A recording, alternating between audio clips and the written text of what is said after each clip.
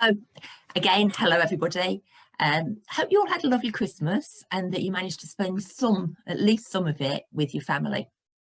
So I'd like you all to think back to Christmas Day, to sitting down for your Christmas dinner with your turkey and all the trimmings, perhaps pulling some crackers, drinking some wine, then moving into the lounge, lounging in front of the TV, eating chocolates, playing games.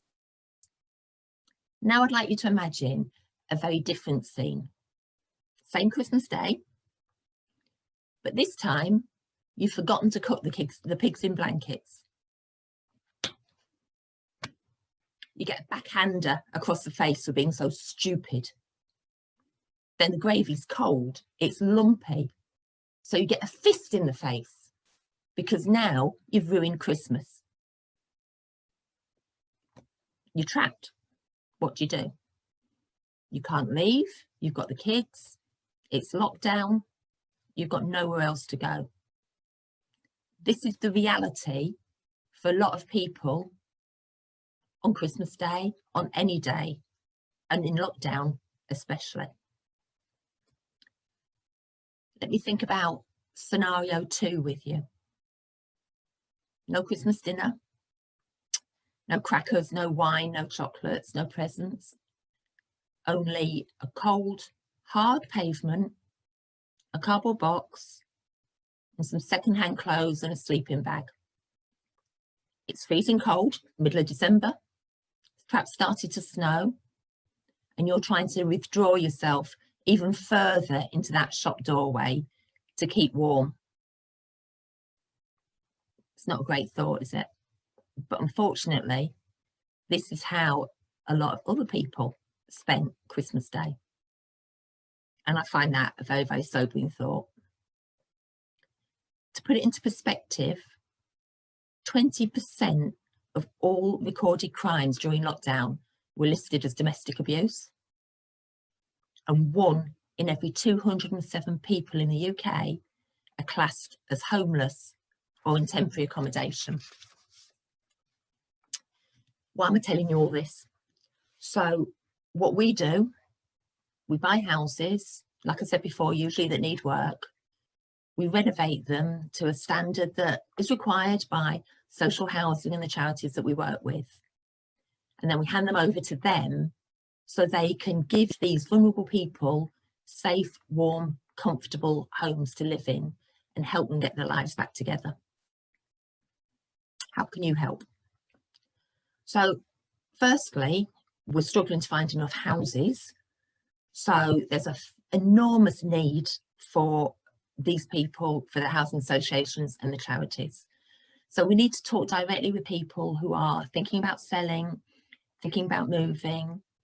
And unfortunately, in the current situation, people who perhaps can no longer afford the current house they have. They can't afford the mortgage, they can't afford the bills. If we can talk directly to these people, then we can hopefully help them move quicker too, and it helps us get houses quicker. We also need to fund these purchases. So go get a mortgage, everybody says.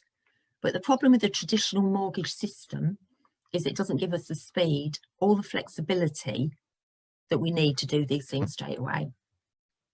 So what we do is work with private individuals who do a private loan into our business at a fixed rate for 12 months or more if they want. The benefit to that individual is that we will pay them up to 50 times more than they could get in the bank at the moment. Bank rates are potentially going to go into negative interest. It's been like that in Denmark for the last 10 years, so it's not an impossibility. So you'll have to pay to save. But we will give you a fixed return on that. You're also helping others get themselves into a better situation, get back on their feet and get their lives together so they aren't vulnerable or suffering anymore. So to give you an idea of what that means in terms of your money, if you have £20,000 as an example, sitting in the bank or even in one of the ISAs, where the rates are between 0.1% and maybe 1.5%, But if you've got that money in the bank at 0.1%, you will get £20 a year interest on your £20,000. If you invest it in our business to help these vulnerable people, you will get a return of between £800 and £1,000 per year on that money, depending on the project. So you're helping people. You are going to be way, way better off than if your money is sitting there.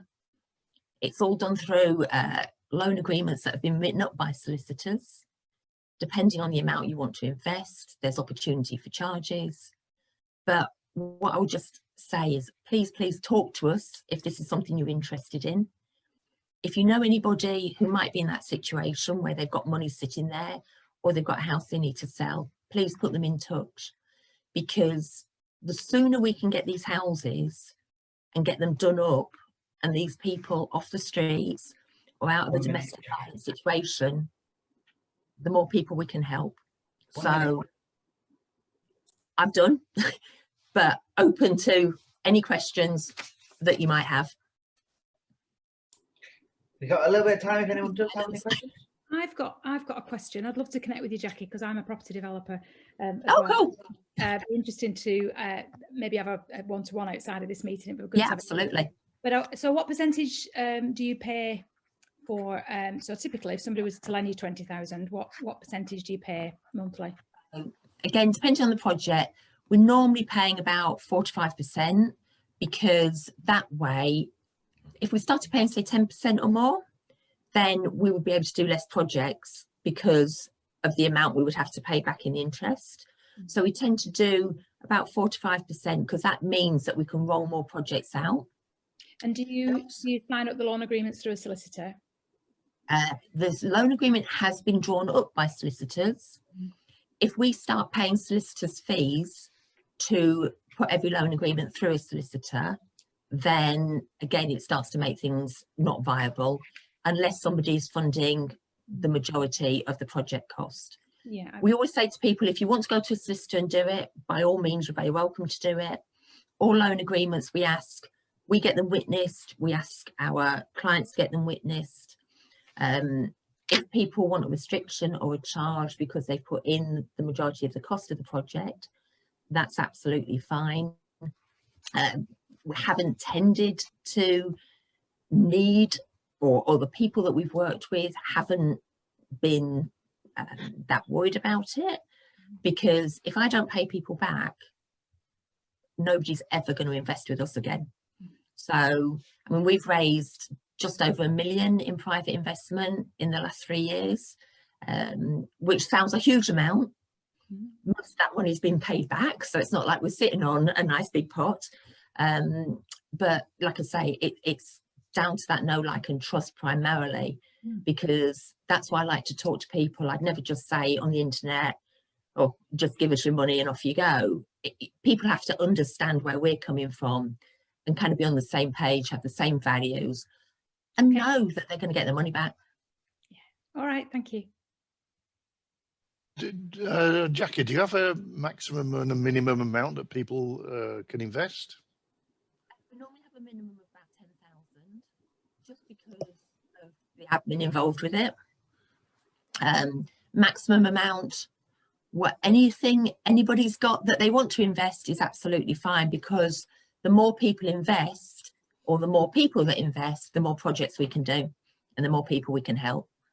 Sorry, we had a bit of an issue with your microphone at the start there. Was the what was the practical minimum amount, did you say? 10,000. 10,000. Right. Yeah. Okay. Thank you.